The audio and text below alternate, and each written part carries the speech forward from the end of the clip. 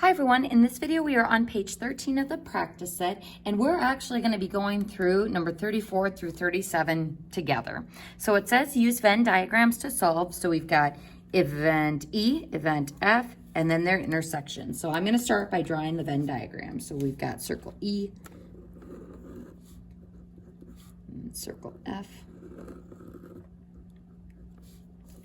and our universal set or universal probability of 1. So let's start filling in the information that we know. So as always, let's go ahead and start with our intersection, which luckily we are given. So the intersection of E and F is 0.16. And then the probability of event E is 0.26. So 0.26 minus 0.16 gives me 0.10, or just 0.1 in circle E, in only circle E. Then the probability of F, so 0.41 in the entire circle. So I'm going to take 0.41, subtract the intersection, and that gives me a probability of 0.25. So the probability of only being F is 0.25. Now, in the problem in the notes, we talked about how we can find the universal set, or what is outside our Venn diagram circles here. And we want to do that by taking 1 minus 0.10, and then minus 0.16, and then minus 0.25. So we're really using complementary sets. So it's like, well, if it's not in those circles, 1 minus the total of those probabilities is the probability of what is outside those circles. And that's going to give me 0.49 on the outside. All right, folks, so that's the first part of this problem, is drawing the Venn diagram. So that's going to be part of your work there. Next, we're going to look for the given probabilities while also looking at union and intersection and complement notation. Now, folks, there's a few different ways you can go about doing these. Some students prefer to think about the overlap of the shading still, which we can do, but there's also the algebraic side of things. So let's go ahead and start with this first one that says the union of set E and set F. What's that probability? So here's E, union with set F would be this number plus that number plus that number. So 0.10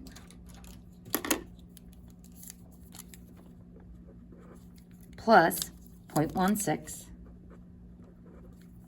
plus 0.25.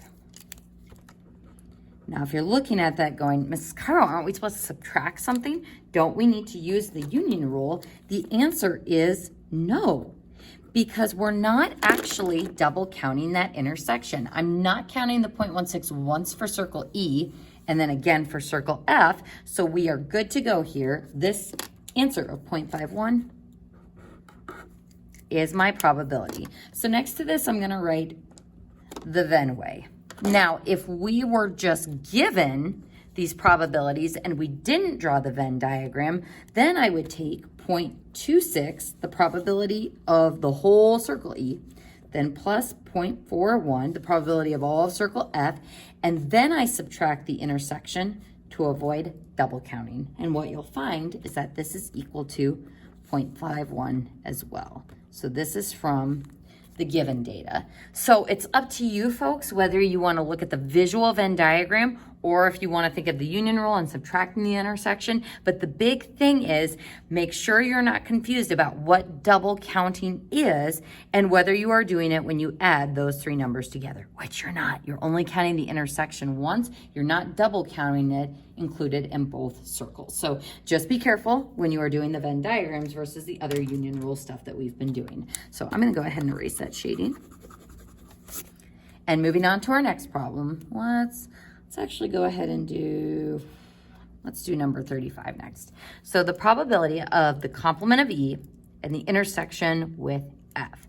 So not E would be all of this stuff on the outside, and we want to know where the complement of E intersects with F, which would be that inner region, or just 0.25. So I found 0.25 by looking at the overlap of shading on the Venn. Now, how I can find this sort of numerically or algebraically, I guess, is if I want to find the intersection of those two,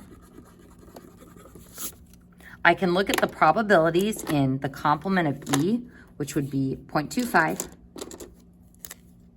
and 0.49.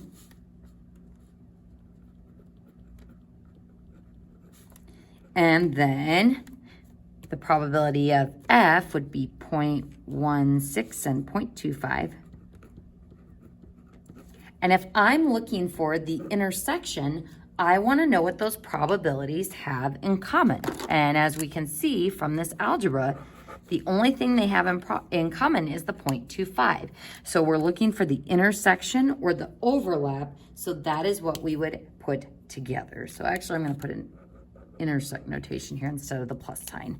So that's another way that you can calculate it, all based on the same Venn diagram information. So looking at the next one, the probability of E and the intersection of not F, and the probability of not E, union of complement of F or not F. Folks, these two problems I want you to try on your own. Be careful on whether you're actually using the union rule or if you're just reading it from the Venn diagrams, but hopefully seeing these two examples will help you finish off 36 and 37.